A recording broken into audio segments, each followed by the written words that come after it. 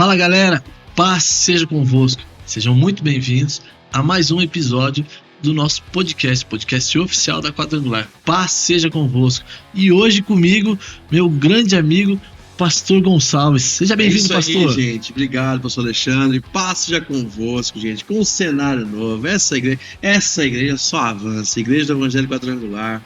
Grande abraço, pastor Mário, pastora Bianca, todo o Conselho Nacional, que sempre inovando, sempre levando a nossa igreja a um patamar acima. Então, é isso aí, pastor. Vamos trocar uma ideia aqui hoje. E olha, vai ser top, hein? Hoje vai ser top. Galera, de verdade, a gente sempre fala isso. Não mais pesado. Não mais pesado que eu, não, pai. Foi 54 quilos a menos. O assunto aqui vai ser pesado, isso. Mas quem tá conduzindo e quem tá conversando, não mais. Vocês vão entender já o porquê.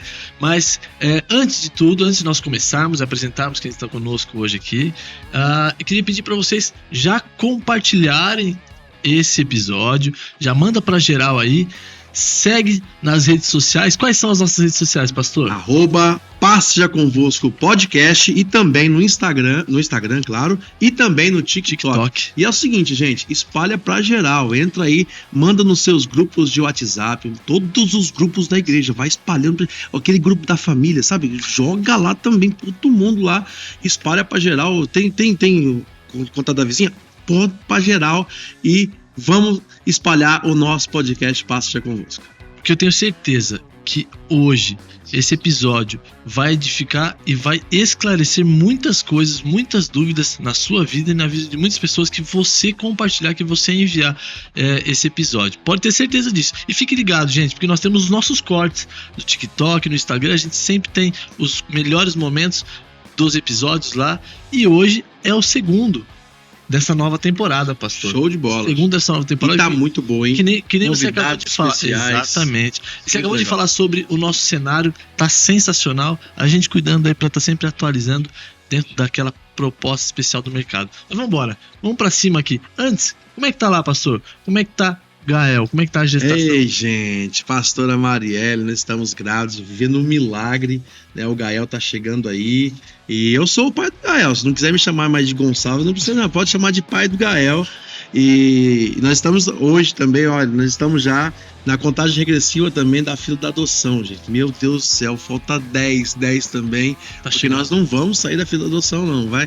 Não temos nenhum filho ainda hoje, daqui a pouco pode chegar 3, entendeu? Que bem. E vamos pra cima, porque o pastor Alexandre vai pagar os todinhos e tudo mais.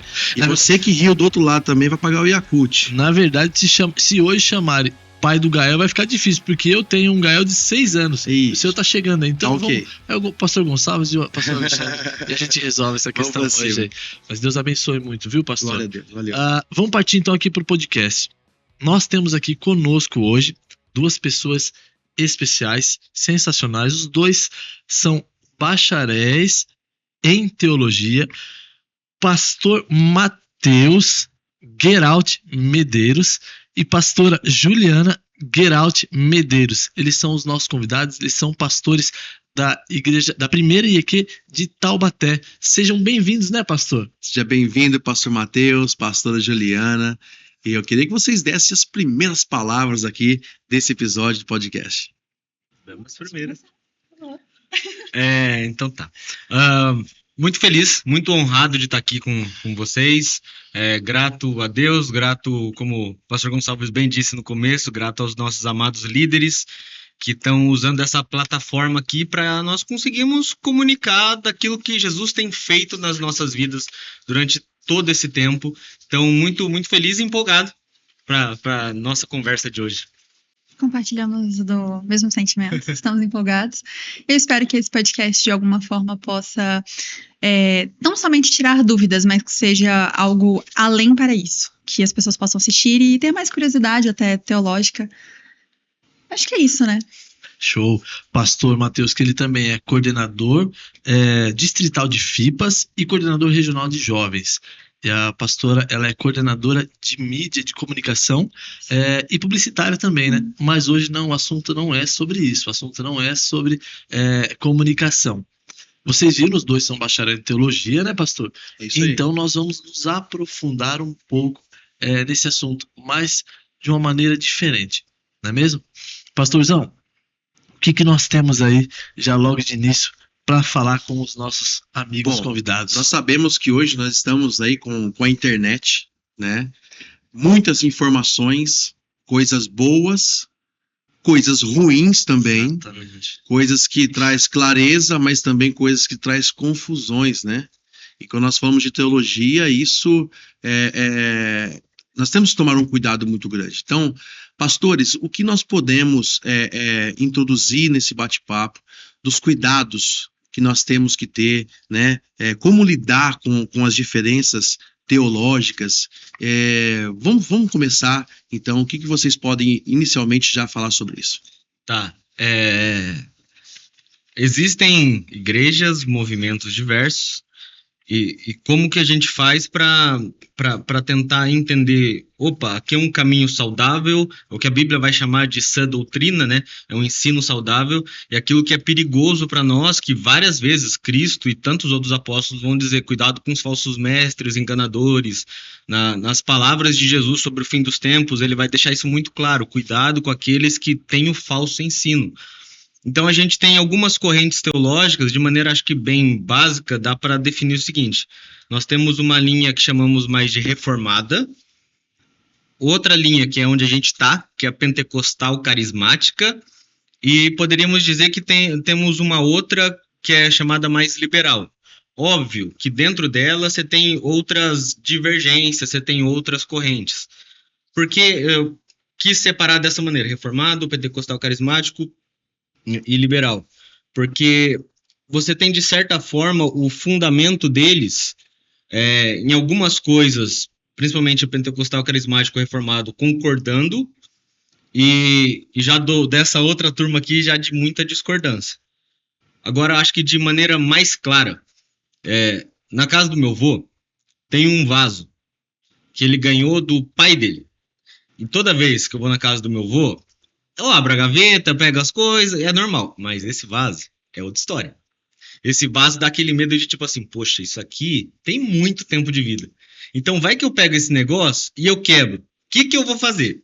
Tem uma brincadeira entre a minha família de quem vai ficar com a herança desse vaso. O que eu tô querendo dizer com isso? É que existe, digamos, uma prateleira que nós não mexemos.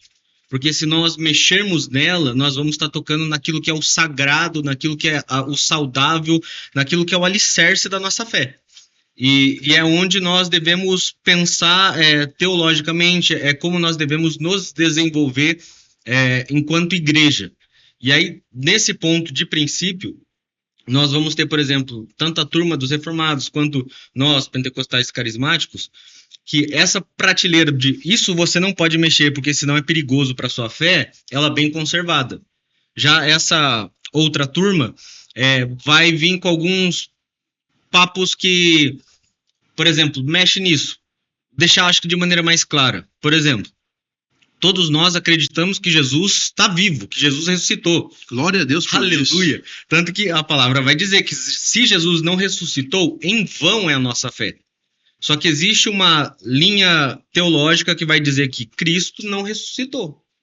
Eu sei que para nós pode parecer um absurdo, mas é o cumprimento das palavras de Jesus, de que nos últimos dias se levantariam falsos homens pregando um falso ensinamento. Então, eu acredito que de cara, algo que a gente tem que ter claro e cada vez esclarecer melhor para as nossas vidas, quais são os alicerces da nossa fé. O que é aquilo que sustenta essa nossa mesa de fé? Que a gente pode concordar e saber que isso está nos sustentando como cristãos. E aí, quais são essas outras coisas que nós podemos discordar e continuar sendo irmãos? Então, como disse, que eu já estou me alongando bastante, existe essa prateleira do intocável, que Jesus ressuscitou, que Jesus é Deus, aquilo que fala sobre o evangelho de Cristo, tanto sobre entendimento quanto sobre aquilo que a gente vai pregar. Isso é intocável, isso não se mexe.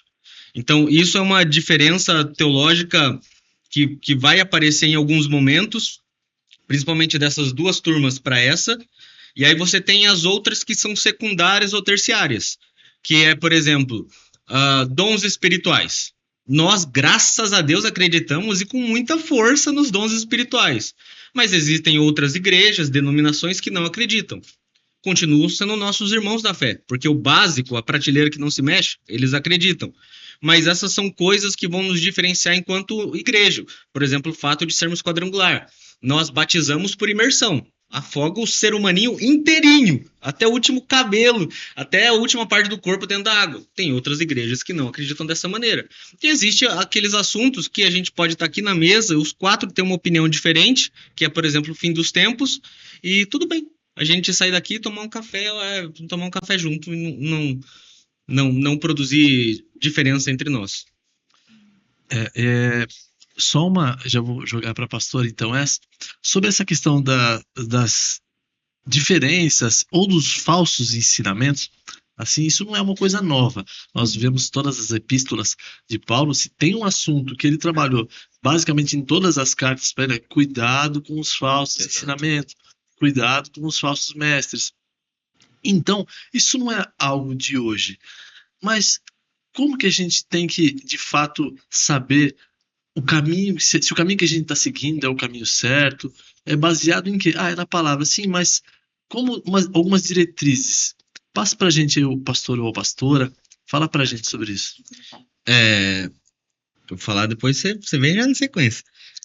Algumas coisas que são essenciais para a gente entender quem Cristo é. Então, por exemplo, para nós entendermos melhor sobre Cristo, precisamos entender melhor sobre aquilo que a gente chama de doutrina do pecado. Quer ver uma pergunta muito simples? O homem nasce bom e se corrompe, ou o homem já nasce mal em pecado? Eu sei que é uma pergunta simples, mas ela vai dizer para qual caminho a gente vai trilhar e como isso é perigoso. Por exemplo, gente, não é spoiler porque está na Bíblia. O homem nasce mal. Salmo 51, o Davi vai dizer que em pecado fui concebido. O que ele está querendo dizer com isso? Aqui a gente tem essa grande diferença do que eu falei dessas doutrinas para essa daqui. O fato do homem nascer mal simboliza a verdade daquilo que está escrito em Gênesis e a necessidade, bem como aparece já em Gênesis 3,15, do homem de Deus. Se o homem nasce bom e ele em algum momento acaba se corrompendo, o perigo é que você levanta uma ideia, por mais louca que seja, de que 0,00001 milhão de zeros e 1, existe uma porcentagem dele não se corromper. Só que se ele não pode se corromper, significa que o sacrifício de Jesus por ele é inválido. Exato. O sacrifício de Jesus por ele não tem sentido. Ele consegue, do começo até o fim da sua vida, manter-se em santidade. Isso mostra que ele não precisaria de Deus. É uma pergunta simples, mas que ela tem o entendimento e a consequência dela acabam sendo maiores. Então, quando a gente fala de o que é o essencial para a nossa fé, é nós sabermos mais sobre quem Cristo é. Sabendo mais sobre quem Cristo é, porque esse é o ponto de divisão entre as religiões. A maioria delas acredita numa força, num Deus e tudo mais. Mas o ponto que divide é Cristo, entre nós e tantos outros. Nós acreditamos plenamente, confiadamente em Jesus e na sua obra, naquilo que ele fez na cruz. Então, os evangelhos em si, a Bíblia inteira, ela vai, na realidade, desde o começo até o fim, ela vai narrar essa grande obra de Cristo para nos conectar de volta a Deus. Então, esses assuntos, relacionados ao entendimento de Jesus, eles são fundamentais e essenciais. Você saber realmente que Jesus é Deus, você saber que ele é igual a Deus Pai, Deus Filho, ele não é inferior, ele não é menor. O fato de que nós somos pecadores e que por isso nós precisamos urgentemente de Deus, saber que ele se comunica, que ele está no nosso meio. A gente fala isso muito na igreja, que se nós fecharmos os olhos e orarmos agora, a gente tem a convicção de que o Deus que cuida do universo inteiro está aqui do nosso lado.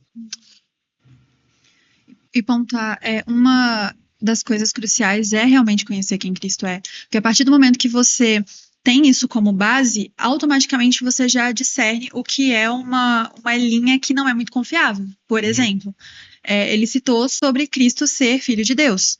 Isso é uma verdade que é irrevogável. Isso está na prateleira do avô. Prateleira do vô João. Isso não pode, tem que tomar cuidado para não quebrar isso. Exatamente. Por quê? Se eu tiro Cristo de ser o filho de Deus, eu torno ele um agente de ONG. Para que ele veio aqui, se não para nos salvar do nosso pecado? Cristo não veio para só fazer boas obras no sentido de ajudar o próximo. Não é um colaborador do céu, né? Não vai lá fazer um serviço aqui. Não, ele é, né? Ele não é a segunda pessoa da Trindade como sendo menor. Exato. Né? Ele é Deus. Exatamente. Sobre essa questão, desculpa, mas sobre essa questão que ela está falando, é muito importante sobre a verdade. Se você conhece a verdade, é mais fácil sobre aquilo que é verdadeiro. Por exemplo, a minha mãe trabalhou, pastor, antes de ser pastora, há alguns anos atrás, não vou falar quantos anos atrás, mas como em banco. Trabalhava diretamente com o gerente. Sabe qual é o treinamento que eles dão para quem trabalha em banco identificar as notas falsas? Conhecendo a nota verdadeira, né? Conhecendo a nota verdadeira. Por quê? Eles não trabalham, isso aqui é uma nota falsa, veja. Não. Eles pegam a nota verdadeira, destrincham ela, conhecem ela profundamente. Se você conhece a nota verdadeira, você não precisa saber qual é a falsa. Você não precisa conhecer a falsa, você já vai saber automaticamente. Até porque a falsa tem várias vertentes, né? Exatamente. E vão nascer novas. Ela também. foi descoberta, uma mentira foi descoberta, ela vai ser uma outra mentira vai ser colocada para tentar enganar novamente. Hoje a nota. Mas a verdade. Hoje a nota falsa, hoje a nota falsa, ela pode ser uma gramatura diferente, pode ser num papel diferente, ou seja, tem uma variação enorme de falsidade. Mas se você conhece a verdade, já era. É disso que você precisa. Só complementando, perdão, pode continuar. E não há nada de novo sobre o sol, né? Muitas coisas que nós vemos hoje, atualmente, na pós-modernidade, são coisas que já tinham na história da igreja. Só que hoje a gente não usa os nomes técnicos para coisa, mas eram coisas que já tinham, eram ideias erradas, heresias que já tinham na história da igreja. Então, um ponto prático, que eu sou muito prática, eu gosto de pontos práticos, é realmente conhecer a Cristo, tá? Mas como? Lendo a sua Bíblia. Não somente isso. Conhecendo o contexto que as cartas de Paulo, por exemplo, foram escritas, já te dá um embasamento para você entender o porquê ele escreveu aquilo e como nós podemos interpretar no dia de hoje. Usando comentários bíblicos, bíblias de estudo, pessoas que hoje são confiáveis teologicamente, lendo livros. Então, é realmente se rechear, conhecendo mais a Cristo e a verdadeira base da Bíblia. Porque aí, quando vir algo errado, você vai saber discernir muito mais fácil.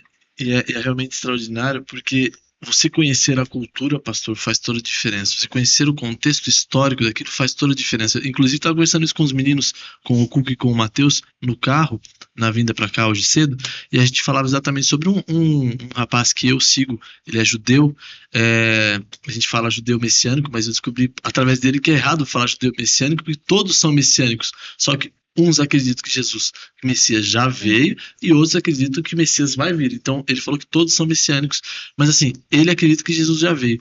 E ele me enriquece de conhecimentos históricos e que me trazem à luz acerca da palavra, de coisas que eu falo, meu Deus, então é isso que quer dizer. Então, de fato, esse ponto é sensacional. Conhecer Cristo dentro, de fato, da essência da palavra, todo o contexto, aquilo que está escondido ali na Bíblia, que a gente só vai conseguir absorver com discernimento. Pastor João. Justamente. E nós vivemos no mundo hoje do achismo, né? As pessoas acham muitas coisas, né? Eu, por exemplo, eu tinha um vizinho com 5 anos de idade, ele ouvia, né, o jogo, né, junto ali na calçada da rua, e eu nunca tinha ouvido falar de Deus, assim, minha família não era convertida, e aí ele não tinha esse dedo aqui, por algum motivo, um acidente e tal, e aí eu perguntei para ele, o que aconteceu aí? O que aconteceu? Ele falou, Deus quis assim. Então, a primeira vez que eu escutei sobre Deus foi alguém falando que Deus, na minha cabeça, entrou Deus, quis ele sem um dedo. E aí eu fiquei com essa questão na cabeça. É um Deus de dor. E aí quando eu fui para a igreja, o pastor falou assim, Deus está neste lugar. Eu já escondi minha mão. Falei, eu vou perder um dedo aqui, cara. Porque a maneira como você vê as coisas e às vezes como passa para você, não tem o cuidado de passar uma informação e acaba tentando passar a verdade com uma mentira, né? Ou com um achismo. Certo. Então, pastor Matheus, e pastora Juliana, quais são os cuidados que a gente tem que tomar para que realmente a verdade seja transmitida da palavra de Deus e esses achismos que a gente tem e esses cuidados, principalmente com a internet? Eu acho que o maior cuidado que a gente pode tomar é não ler a Bíblia como se o destinatário fosse primeiramente a nós. Exato. Paulo não está escrevendo para Juliana de São Paulo. Não tá. Tem um destinatário primário e eu aprendo com eles. Eu não sou a igreja de Éfeso, eu não sou a igreja de Gálatas, mas eu posso aprender com eles. Muitas vezes, e hoje é muito comum a gente ver isso, é muito relativo, tudo é relativo, né? Depende de muitas coisas. E aí, quando a gente vai ler a Bíblia, a gente pega as partes que se encaixam na nossa vida e usa aquilo ali. Muitas pregações, infelizmente, são isso, né? De tira ali o que pode passar para frente. Tendenciosas. Exato. E a gente precisa entender que a Bíblia ela não foi escrita para o Mateus primário, a Juliana primária. Não, foram escritas para um tempo, um contexto, uma época, para uma igreja. E aí nós aprendemos com ela. Eu acho que é o maior cuidado que a gente pode ter. E eu acho que é entender que a Bíblia tem uma história. Por exemplo, quando a gente vai ler algum outro livro, qualquer outro livro, seja lá qual livro você gosta de ler, ele está contando uma história. Então, se você querer tirar uma outra coisa disso, não vai dar certo. É a mesma coisa que você pegar Gênesis e você querer descobrir quantas moléculas da água Deus criou. Deus não está querendo falar disso, gente. Gênesis, o princípio de todas as coisas, Apocalipse, eu gosto dessa imagem, porque a Bíblia começa e termina quase que igual. Começa com 2 capítulos sem pecado, termina com 2 capítulos sem pecado, começa com uma árvore da vida, termina como uma árvore da vida, começa com Deus habitando plenamente entre os homens, termina com Deus habitando plenamente entre os homens. E onde que a gente está nessa história? A gente está, como alguns dizem, em Atos 29. A gente está nessa história que Deus está construindo, nessa história que Deus está com essa missão do evangelho ser passado para todos os lugares. E como que a gente se forma, eu acho que um bom lugar para a gente moldar as nossas vidas, e eu corroboro muito com o que a Ju disse, é justamente o fato da igreja. Porque hoje existe um discurso que, não, você não precisa. Você não precisa estar lá dentro. Você não precisa ter comunhão com os outros. Você não precisa congregar, nem nada do gênero. Você vai ver que desde que tempo é tempo, desde que igreja é igreja, as coisas sempre se desenvolveram. A Bíblia deixa isso muito claro, que Deus vai agir através da igreja. Então não tem como você querer construir alguma ideia teológica ou algo do gênero fora do corpo de Cristo. Não é saudável, não vai dar resultado. Pode ser um caminho muito perigoso. E como a Ju bem falou, é entender que quando eu estou lendo a Bíblia, ela está falando sobre a história de Deus. E como Deus graciosamente está nos inserindo nessa história. Que privilégio é esse? E então você talvez muda o jeito de entender. Você não vai pegar aquele versículo que, quando o pastor Gonçalves falou sobre achismos, não muito tempo atrás foi feita uma pesquisa sobre isso aqui está escrito na Bíblia? E a maioria disse que estava. Coisas como, por exemplo, Deus ajuda quem cedo madruga. Eu sei que a gente dá risada, mas... Cedo madruga, isso aí é coisa de filósofo mexicano, né? Isso é coisa do Chaves. Mas vale um passarinho na mão. Mas vale um passarinho na mão do que 2 voando. Não cai uma folha da árvore. Exato. Os humilhados serão exaltados. O texto fala, aquele que a si mesmo se humilhar. Está falando de um outro contexto. Então, você... Fala vingança, né? Se você me humilhar, você... Cuidado. Então, você vê que talvez um dos nossos grandes problemas é como a gente está lidando com a Bíblia e querer lidar com ela sozinho, sem o auxílio de um corpo maior, sem o auxílio da igreja. Ninguém faz nada sozinho. Na verdade, eu acho que o principal problema, na minha opinião, é o egocentrismo. O ser humano e o seu superego, né? Que acha que tudo tem que girar em torno dele, inclusive ou principalmente a Bíblia, né? Às vezes a gente acaba tratando Deus até como um gênio da lâmpada. Quais são os desejos que o Senhor tem para me conceder? Mas a verdade é, gente, que existem diferenças doutrinárias. Exatamente. Né? Estamos falando da palavra, mas tem várias linhas de interpretações também. Então, o que nós poderíamos dizer, pastor Alexandre, sobre essas diferenças doutrinárias Aí tem duas principais aí, né, que nós poderíamos dizer, né? Exatamente. Vamos jogar para eles, para os nossos convidados aqui, porque eles trazem esclarecimento para a gente. O que vocês têm para falar sobre calvinismo e arminianismo? A gente queria que vocês trouxessem um pouco de esclarecimento para a gente, e para quem está em casa também, que com certeza já ouviu em algum momento falar sobre calvinismo e arminianismo. Vamos bater um papo sobre isso? Vamos lá. Eles surgem como uma resposta a alguma coisa. Então, por exemplo, quando é levantado os pontos do calvinismo, ele é uma resposta a um ser humano, um ser humaninho, que ele estava, por exemplo, dizendo que a da pergunta que a gente falou no começo, do homem nasce bom ou o homem nasce mal, que ele estava dizendo que o homem não foi totalmente corrompido pelo pecado. E aí vem e acaba sendo construída a ideia dos que a gente chama dos 5 pontos do calvinismo. Só que o calvinismo, em algumas coisas, ele, assim como o arminianismo, eles se conversam.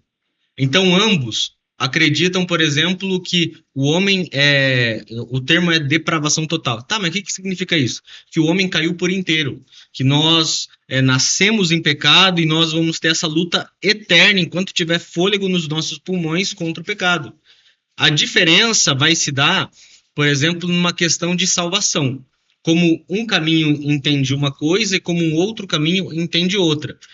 Ambos também acreditam que a salvação é pela fé, é por graça, não é obra do homem, como vai dizer Efésios, para que ninguém se glorie. Mas o calvinista ele vai acreditar que Deus escolheu um para vasos de honra e escolheu outro para vasos de desonra. Então foi uma eleição de Deus desde o começo de todas as coisas, aquele aquele não é. E aí, como que é esse processo eletivo de Deus? É um mistério. Já o arminiano vai entender de uma maneira um pouco diferente. A salvação é pela fé, a salvação é pela graça, é Deus que dá a salvação, mas como nasce a fé, como a fé é desenvolvida, eles entendem um pouco de maneira diferente. Um vai entender basicamente assim, a grosso modo, que é Deus que desde o princípio vai estar escolhendo a pessoa para ser salva, e que o outro, de certa forma... No caso, o calvinismo, né? Perdão. O calvinismo, ele vai entender que, desde o começo, o homem vai ser salvo ou não, enfim, e a questão que ele precisa perseverar, que é um outro ponto dos 5 pontos, os 5 solas dele, da perseverança dos santos, e o arminiano entende que a salvação também é pela fé, mas que existe esse contexto, existe essa responsabilidade nossa da escolha, do desenvolvimento da fé, do livre arbítrio. Aí vai ser a questão do livre arbítrio.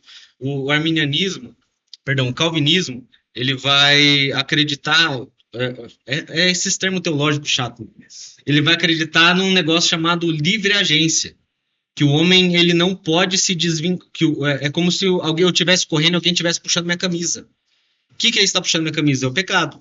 Então, eu preciso ir em direção a Deus, só que daí você tem essa escolha de Deus. Esse aqui esse aqui não é. Eu estou falando a grosso modo, porque senão a gente poderia ficar um bom tempo aqui falando disso.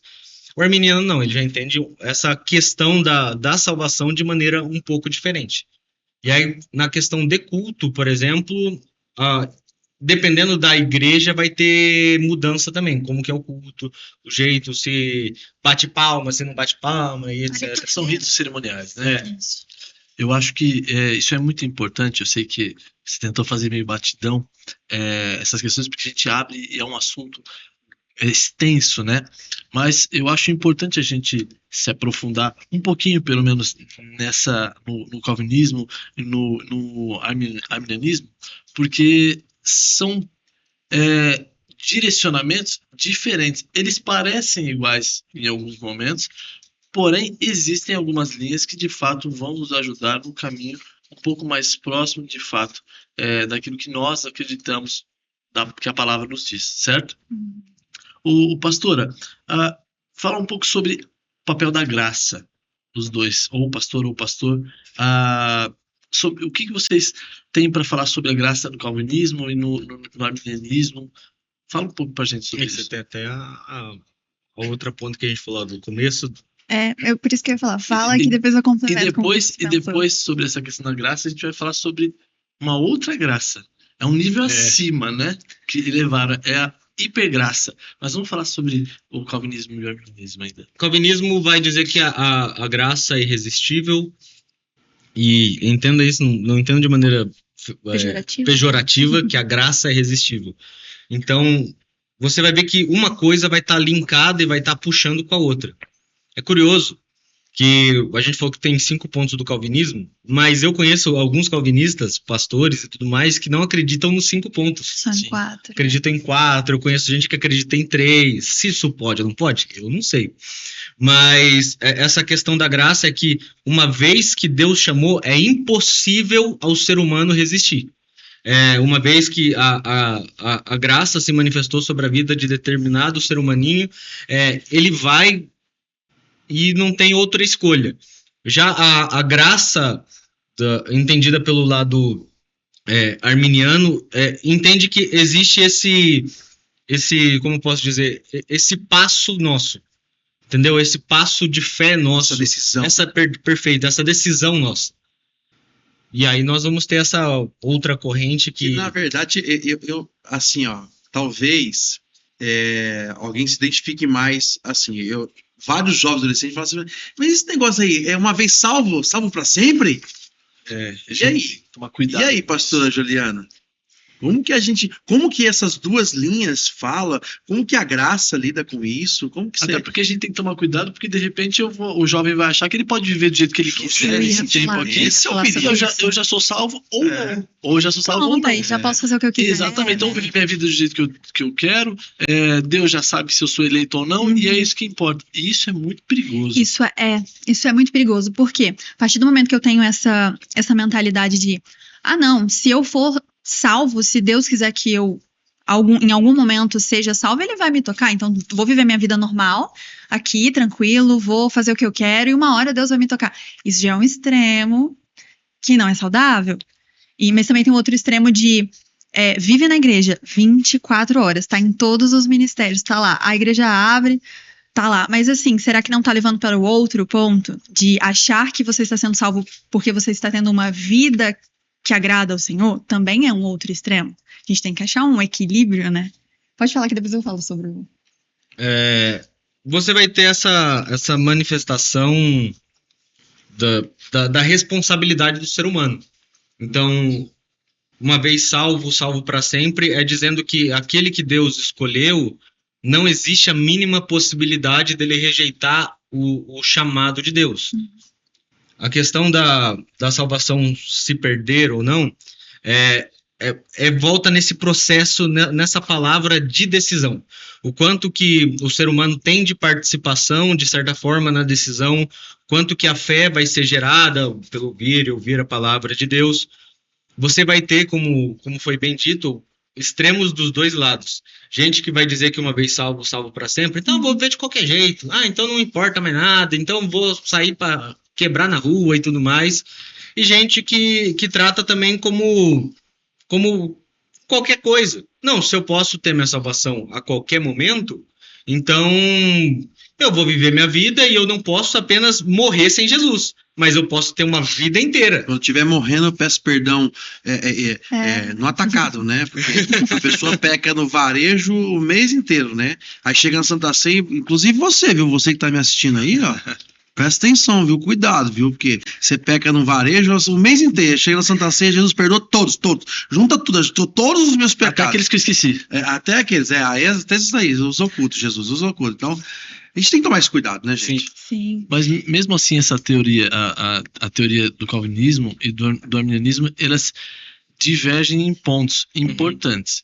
Mas essa questão do pecado, a gente viver uma vida, levar a sério que a gente pode viver a vida do jeito que a gente quiser, que já somos ou não eleitos, o pastor está falando, não vai adiantar, o pedir o perdão não vai significar nada para essa linha de pensamento. A santidade é uma das coisas que estão lá na prateleira. Exatamente, isso é quem tá, perfeito, pode mexer, tá ali. Isso é a base. Até porque você reconhece pelos frutos a árvore, né? Então não tem como desassociar. Beleza, aceitou Jesus, levantou a mão, eu aceito Jesus, mas sua vida não está condizente com aquilo que você crê, então você realmente crê? João vai dizer ali nas suas epístolas que aquele que nasceu de novo vive uma vida de quem nasceu de novo. Ou seja, aquele que se converteu vai viver uma vida de convertido. E aquele que ama a obra do pecado, aquele que ama viver no pecado, talvez está demonstrando que não se converteu em nenhum momento. E essa vivência tem que ser fora da igreja, né? Exato. É igual a sala de aula. Você está dentro de uma sala de aula, você aprende tudo na teoria, mas você vai colocar em prática fora da sala de aula. Exatamente. É lá fora. Então, você recebe ali na igreja, porque ser cristão na igreja é mole, né? Tá todo mundo nos olhando, e tem gente que vacila até nessa daí, né? Consegue ser rebelde na igreja, né? Consegue... Bastante, inclusive. Muito. Que é outro extremo, né? Mas tem gente que consegue maquiar dentro da igreja, né? Consegue esconder através, né, de um estereótipo e tal. Mas, de fato, nós temos que praticar fora. É fora. Porque é cobrado mais, né? Por exemplo, dentro da igreja... A expectativa em cima da gente. Isso, é isso que eu ia falar. E tem a questão também, dentro da igreja, todo mundo sabe que você tem que perdoar. Então, se alguém pisa no seu calo, você tem que perdoar. Uma hora ou outra, você vai conversar com seu amiguinho dentro da igreja, você vai perdoar. Mas é no seu trabalho, que seu chefe não sabe, que você tem que perdoar. É ali que você vai colocar a prova. Mas a pastora falou um ponto muito importante sobre viver 24 horas na igreja. Porque em nenhum momento Jesus nos chama para servir, para o trabalho, certo? Jesus nos chama para que nós estivéssemos com Ele. Jesus nos chama para que nós caminhássemos com Ele e aí então aprendêssemos com Ele o que Ele fazia. E aí fôssemos a réplica. Se você analisar a oferta de Caim e de Abel, por que a de Abel foi aceita, a de Caim não? A de Caim tinha suor de trabalho, de serviço. A de Abel não, tinha um coração envolvido. No templo, naquela época, um sacerdote não podia derrubar uma gota de suor, certo? Ou seja, mas um coração contrito e uma lágrima de choro podia. Então nunca foi o serviço que agradou a Jesus e a Deus, e sim o entendimento do seu coração daquilo que você está fazendo. O porquê que você está servindo. Você está vindo 24 horas na igreja, você está vivendo a igreja. Por quê? Você quer mostrar para alguém? Porque você acha que é isso que vai te salvar? Quando na verdade não. Não é só o serviço. Obviamente, galera que serve na igreja continua servindo, não tem nada a ver com isso. Vou parar de servir então. Não tem nada a ver com isso. O que eu estou falando é, qual é de fato a sua motivação, do seu coração, do porquê que você está servindo. Esse é um ponto muito importante, pastora. Eu queria fazer uma pergunta, pastor. Vamos lá. O que vocês falam sobre aquelas pessoas que falam, eu sou a igreja? Eu falo que, com todo respeito e amor do mundo, você está precisando ler mais a Bíblia. Porque em nenhum momento da Bíblia, em nenhum momento da história da igreja, vai dizer que um indivíduo é igreja. No texto, o maior texto da ceia, que a gente geralmente usa nas nossas igrejas, 1 Coríntios 11, Paulo ele é muito claro para dizer que até no comer e beber, esperem uns pelos outros. Ceia se faz olhando no olho, ceia se faz tendo comunhão, sabendo quem que é o outro. Do mesmo jeito que ser igreja não é apenas frequentar um lugar, porque você pode frequentar um clube, você pode frequentar um restaurante, você pode frequentar tantos outros lugares. Ser igreja simboliza que as nossas histórias, em algum momento, elas vão se cruzar. Seja com um grupo pequeno da igreja, nas suas células, nos seus ajuntas, seja lá como for, ou seja com mais pessoas, mas em algum momento a sua história vai se cruzar. A gente volta no entendimento da Bíblia, de como que a gente lê a Bíblia num seu contexto geral. Deus não está querendo, quando eu leio ali nos 66 livros, falar sobre a história do Mateus. Deus está dizendo, eu tenho uma história e você está inserido nela. Só que você está inserido num corpo, numa igreja muito maior, muito mais eterna do que você. Haverá um tempo que, se Jesus não voltar até lá, eu vou partir para o céu. Só que a igreja do Senhor, com perseguição, com luta, com todo mundo se levantando contra, ela vai permanecer. Essa ideia de que, eu sou igreja, a gente volta nessas ideias erradas, nesses falsos ensinos que nos prejudicam. Hebreus vai dizer, não deixe de congregar como é do costume de alguns. Por que o escritor ele tá dizendo isso? Porque existe uma vida fundamental no ser igreja. Gálatas vai dizer, capítulo 6, façam bem especialmente aos que são da família na fé. Ou seja, nós somos família. Nós somos corpo. É fácil ser família? Claro que não. Eu não sei a de vocês, mas... Não é fácil. Não é fácil. O esposo a minha família não é perfeita. Quando eu morava com os meus pais, haviam vezes que eu queria pegar o meu irmão pelo pescoço, mas era o meu irmão. Eu tinha, nem que quando o pai tem que pegar os dois pela orelha e falar assim, agora vocês vão pedir perdão um pro outro. Mas eu entendo que ali a gente é família. Até aquela velha frase de quem é irmão mais velho, o irmão mais velho. Não, no meu irmão mais novo eu toco, ninguém mais mexe nele. Porque é família. Só eu posso bater no meu irmão. Exatamente. Então não faça isso, pelo amor de Deus. Mas esse entendimento de que não tem como eu ser igreja sozinho.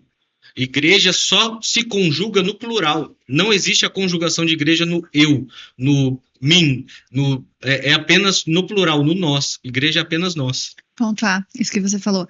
Quando você olha a Bíblia, todas as vezes que ela fala de igreja, ela nunca usa um verbo no singular, é sempre no plural. É sempre a igreja falando do múltiplo. E eu até peguei aqui referência de Gênesis 2, quando Deus cria o homem. Gênesis 2:18, ele fala o seguinte: então o Senhor Deus declarou, não é bom que o homem esteja só. Para. Já não tinham animais ali? Deus estava com ele, o homem estava só? Com Deus, eu acho que eu não fico sozinha. Eu acho. Então, por quê? Porque desde o início Deus estava apontando para a gente que era necessário uns aos outros, estarem ali uns aos outros e um pelos outros. É isso que eu queria falar. Tanto que acho que uma das nossas grandes lutas teológicas e tudo mais é fazer as pessoas entenderem que, cara, eu faço parte de uma família, eu sou membro de um corpo. Posso, por exemplo, meu braço direito sair aqui sozinho, todo o meu corpo vai sentir. Então, é entender que igreja necessariamente é o outro, e vai ser desconfortável. E vai ser, como diz Provérbios, o ferro afiando o ferro, vai ser um ajuste eterno. Enquanto a gente tiver fôlego, como o pastor Juliana bem disse, a igreja você vai ter que perdoar alguém. É fácil perdoar? Claro que não. Claro que não. Você tem que reconhecer que, poxa, eu tenho que ir lá pedir perdão pro fulaninho. É difícil. É muito interessante, nós já estamos partindo aí, o tempo está passando muito rápido, mas justamente sobre essa importância de estarmos em família, mesmo, né, não concordando, mas sabendo que é o meu irmão, que é a minha família, como nós podemos lidar com essas diferenças de pensamentos, de perspectiva. Eu não concordo com isso, eu discordo de você daquilo, mas justamente volto de novo na prateleira do avô. Né? Como nós podemos lidar com isso para que a gente mantenha essa comunhão de família mesmo, dentro da igreja, da mesma comunidade de fé?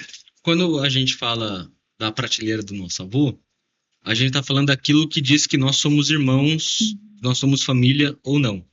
Então, como eu disse no começo, tem tipo uma corrente que vai dizer, não, Jesus não ressuscitou. Jesus é menor do que Deus. E tantas outras coisas. A Trindade não existe. Então, nós não poderíamos considerá-los nossos irmãos. Quanto a esses outros, eu gosto muito do entendimento que o pastor Eugene Peterson ele fala, que toda vez que alguém chega até você, você tem que entender, seja para pedir aconselhamento ou oração, você tem que entender que você não é o personagem principal dessa história. O personagem principal é Deus, aquilo que Deus está fazendo e quer fazer naquela história, e como Ele, com graça, está permitindo que você participe.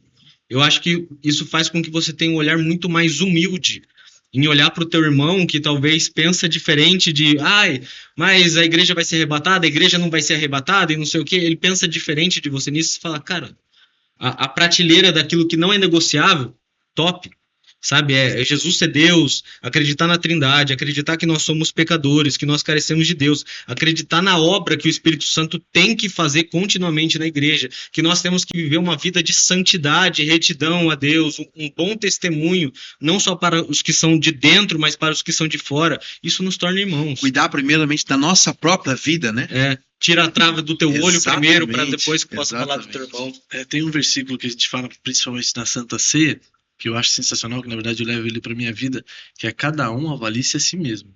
Eu acho que esse é um ponto principal. O autoexame, né? Exatamente. Se você avaliar a sua vida, é o mais importante do que avaliar a vida do próximo, né? Deixa eu falar algo sobre levantar um pouquinho mais de polêmica. Acho que eu gosto disso. Aquela graça que nós estávamos falando e que nós falamos tanto, aí tem um nível mais alto, né? É que nem antigamente, né? Tinha o Santo dos Santos, então era limitado, só algumas pessoas podiam chegar. Essa hipergraça, fala um pouco pra gente sobre isso. É que eu queria que você explicasse e depois eu falasse. Você vai ter a graça que nós chamamos essa graça comum de Deus. Essa graça comum de Deus é de nós estarmos aqui. Mas que ela nos leva, como vamos voltar toda hora na prateleira, coitado do meu avô, voltando toda hora nisso, que ela nos leva a uma vida de retidão, ela nos leva a uma vida de santidade, ela nos leva a observar o que o Evangelho tem feito por nós.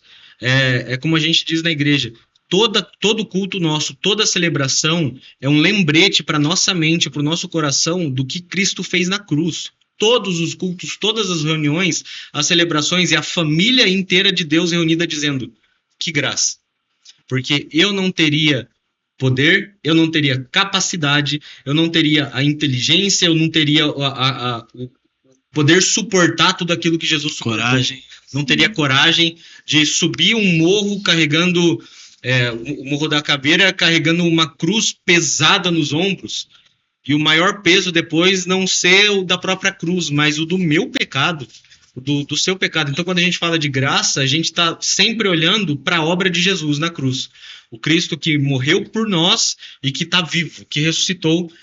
E aí a gente entra no contexto da hipergraça. É até um reconhecimento de onde eu estava, de onde Jesus me tirou e para onde eu vou. É realmente olhar para a minha situação e pensar, ok, eu estava inundada em pecado e eu não conseguiria me tirar dessa situação. E Jesus fez isso por mim, Jesus trouxe a vida por mim.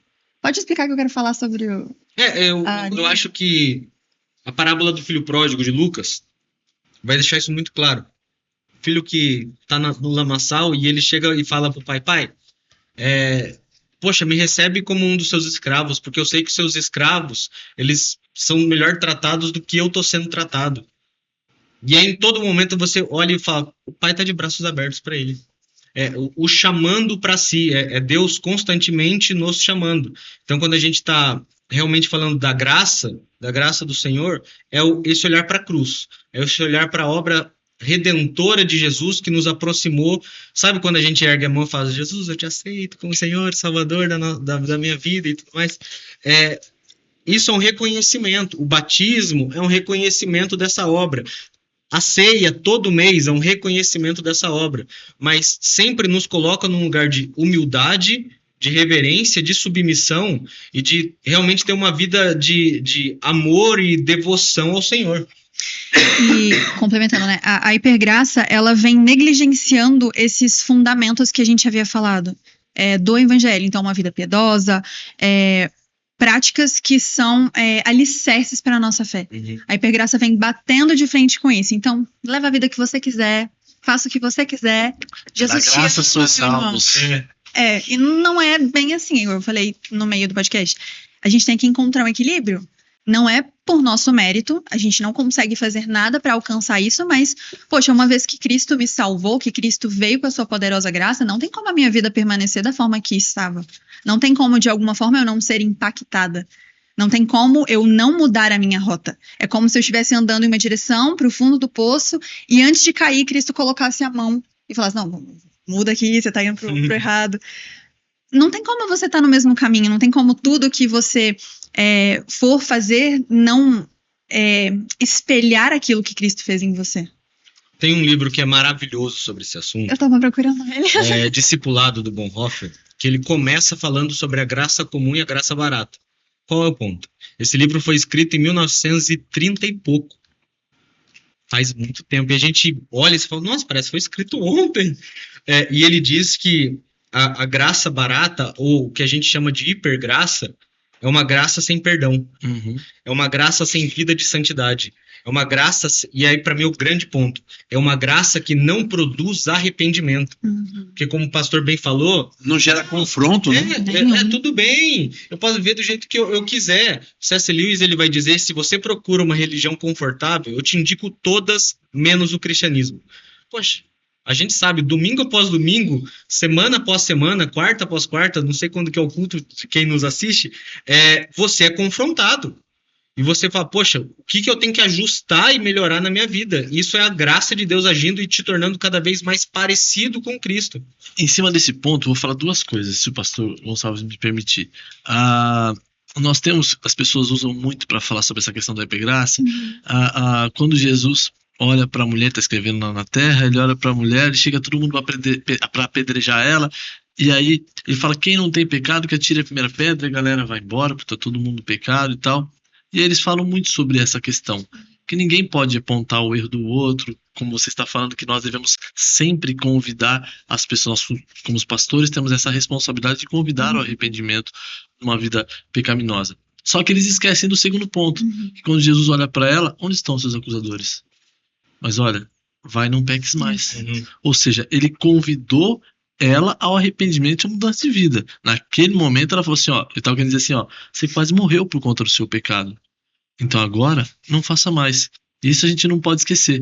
Um outro detalhe sobre o arrependimento que eu acho sensacional, nós tivemos 2 reis muito importantes, Saul e Davi, certo?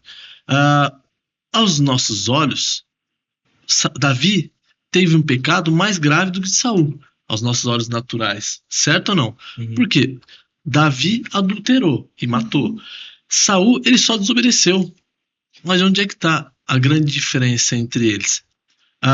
Saul, quando ele é confrontado por Samuel acerca do erro, ele começa a querer argumentar, justificar. Não, mas eu estava fazendo isso por conta... estava oferecendo dessa forma, era isso. Tentou argumentar em cima. Naquele momento, Samuel fala para ele assim, hoje o Senhor está tirando de ti o teu reino. Nesse momento o cara fica louco. Ele começa a rasgar as vestes e fala, não, pelo amor de Deus. E aí então o que acontece? Ele não está arrependido do erro. Ele está arrependido por aquilo que ele está perdendo. A diferença é que quando Davi é confrontado pelo erro, ele fala, arranca tudo de mim, só não arranca a tua presença. Então essa é a diferença. O arrependimento de Davi foi genuíno, foi verdadeiro, e não em si baseado naquilo que ele estava perdendo. E esse ponto do arrependimento é algo extremamente importante da graça que nós não podemos deixar de falar.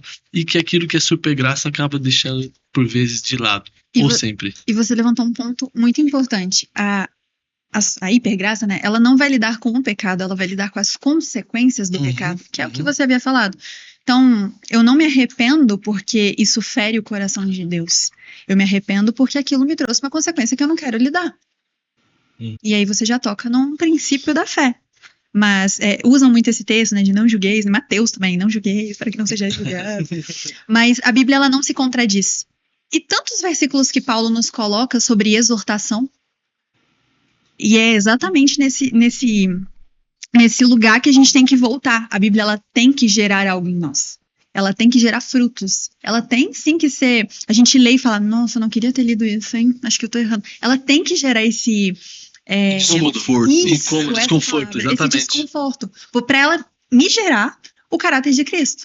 Para que cada vez mais eu não seja a Juliana que tem ali, seja voltada para si, seja antropocêntrica no sentido de eu sou o centro do meu mundo e eu comando o meu mundo. Não, agora eu pertenço a alguém e eu faço aquilo que esse alguém, Cristo, me manda fazer.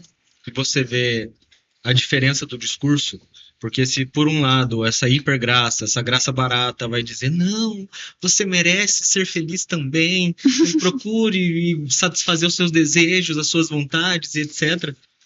Jesus, em Lucas capítulo 9, vai dizer, mas se alguém quiser seguir-me, ou seja, ele já coloca uma condição tipo assim, gente, calcula, entenda onde vocês estão entrando. Negue-se a si mesmo, tome a sua cruz e siga-me. Você vê que a mensagem do evangelho, a mensagem de Jesus é totalmente contrária. Ele fala, pega algo que vai ser pesado. Cruz não é algo leve. Segue a Jesus negando a si mesmo. A hipergraça vai dizer, valorize a si mesmo acima de tudo e de qualquer outra coisa. Então a gente entra até num ponto levantado lá no começo de... falsos ensinos que têm entrado na igreja e às vezes a gente não consegue se tocar, perceber que, opa, Isso aconteceu na história da igreja, isso aconteceu no tempo de Jesus, isso aconteceu no tempo de Paulo, no tempo de João, e está acontecendo de novo. Essa mensagem dizendo você deve preocupar-se consigo mesmo. Uma das consequências, por exemplo, dessa graça barata é que existem muitos que assim acreditam nela, que dizem que não existe inferno. Uhum. Sim. Então você tem um cidadão, mundo afora aí, que ele é um baita de um pregador famoso. De repente, eu acho que muito caso de Saul, se perdeu na fama e ele começa a pregar que não existia mais inferno. E ele falou assim, não, o inferno é uma criação do ser humano. Mas espera aí. E aquele que tem uma vida de iniquidade, aquele que vive amando o pecado, o que vai acontecer com ele? Significa que todo mundo vai para o céu? Então, se todo mundo vai para o céu, eu posso fazer o que eu quiser, bem entender da minha vida. É uma outra doutrina falsa que é pregada há muito tempo, que o pessoal chama de universalismo, que todos vão para o céu independente do que fizerem. Você pega o sacrifício de Cristo e você trata como tanto fez e tanto faz. Joga no lixo, né? É como se você tivesse a camisa que está com um fiozinho solto, você começasse a puxar, e puxar isso não parasse mais, até que não sobrasse mais camisa. Essa é a ideia. A gente tem que tomar cuidado com algumas coisas, porque elas podem nos levar a caminhos cada vez mais perigosos, como foi bem citado aqui da hipergraça, como foi bem citado aqui de como você encara Cristo, como você encara o Evangelho, o sacrifício de Cristo.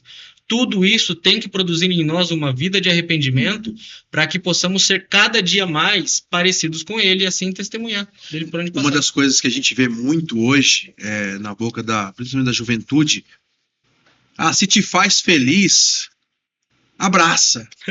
Né? Se te faz feliz, importante é ser feliz. Né? Importante é você avançar, e se está te fazendo bem, não é bem por aí não, né, pastor? Não, lógico que não. Nós temos que tomar cuidado, porque nós temos que tomar decisões baseadas na palavra de Deus, e pecado continua sendo pecado. Exato. Né? Continua sim levando para o inferno. Sim. Nós temos que tomar muito cuidado com isso.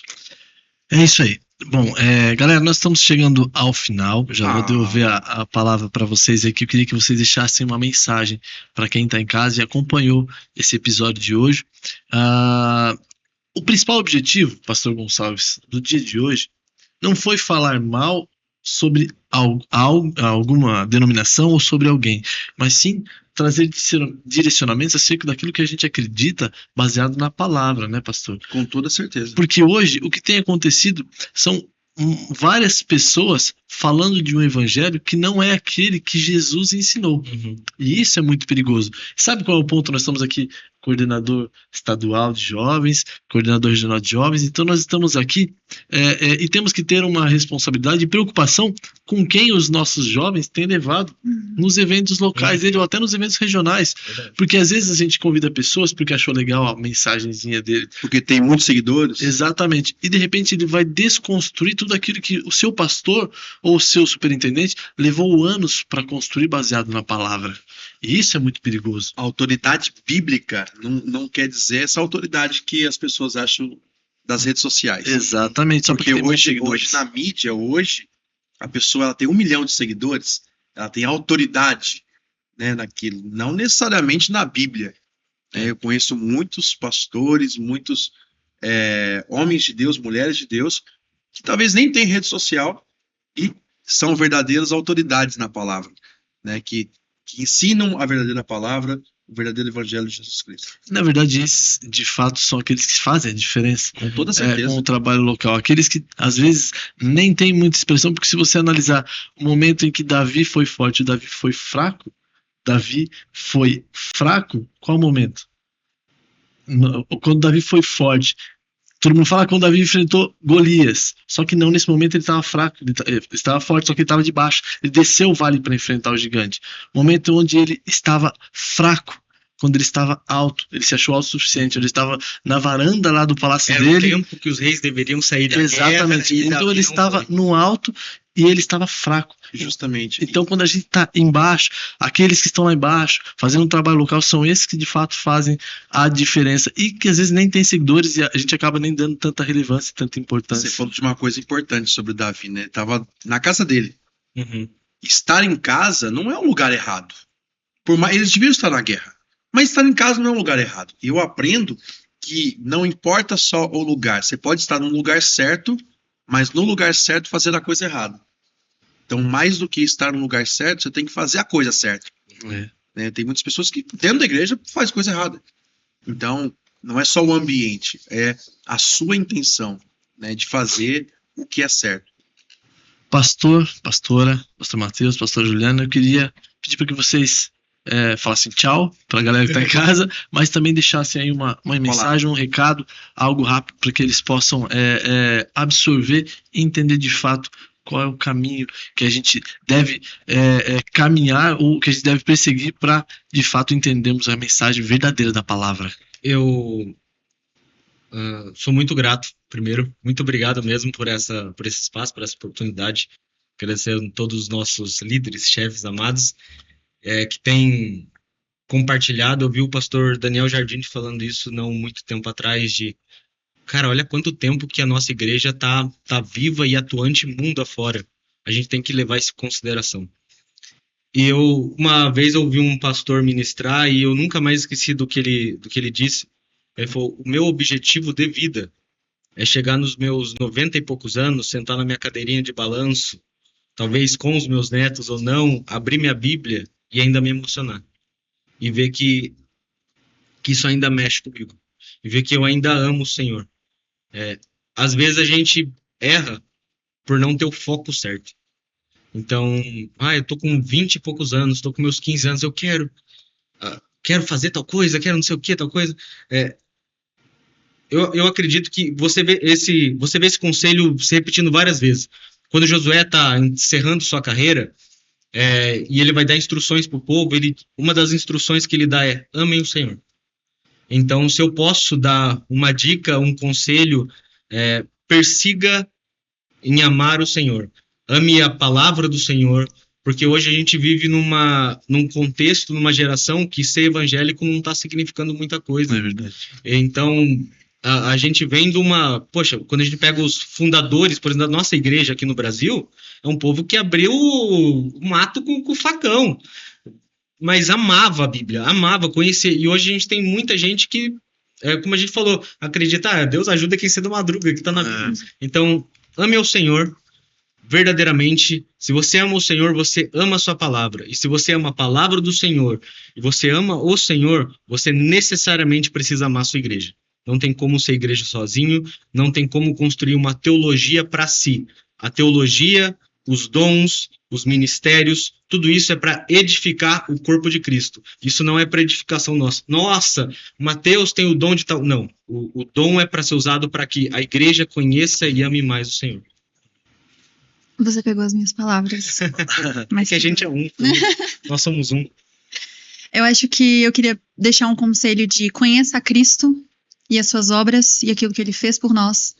E pegando um pouquinho do gancho do final, faça porque você foi salvo, não para ser salvo. E o principal escreva a sua teologia a lápis. Não ache que, igual a gente falou, tem a prateleira que é irretocável. Ali, meu querido, você escreva com caneta permanente. Mas se você, como foi falado aqui, é calvinista ou arminianista, se você é pré ou pós, isso não importa muito, sabe? Isso pouco importa para aquilo que você vai estar construindo. Então, escreva a teologia a lápis, viva uma vida de corpo, imprescindível, e ame Jesus. Acho que era isso mesmo, e agradecer. É isso. Até porque se a gente pegar o conhecimento em si, ele às vezes mais atrapalha do que ajuda, se ele for só a Bíblia como um gibizinho, né? Exato. Quando a gente pega a mensagem que Jesus queria passar lá para Éfeso, nós conversamos sobre isso, que eles eram mestres, eles conheciam muito da palavra, eles entendiam tudo, eles sabiam identificar heresia de longe, né? Mas aí o que Jesus fala, a mensagem de Jesus é: o que tenho eu contra ti é que abandonasses o primeiro amor. Então, só conhecer a palavra como sendo um livro qualquer não vai mudar a sua vida. Foca no primeiro amor, foquem na verdade de Cristo e em aprender cada vez mais sobre a verdade do Evangelho baseado na palavra. Uma vez, vendo uma palestra de um grande teólogo, ele disse que a função principal do teólogo é ter uma vida diante de Deus. Não é quantos livros ele lê, não é quanta coisa ele sabe de cabeça, mas é o quanto que a vida dele acontece diante de Deus.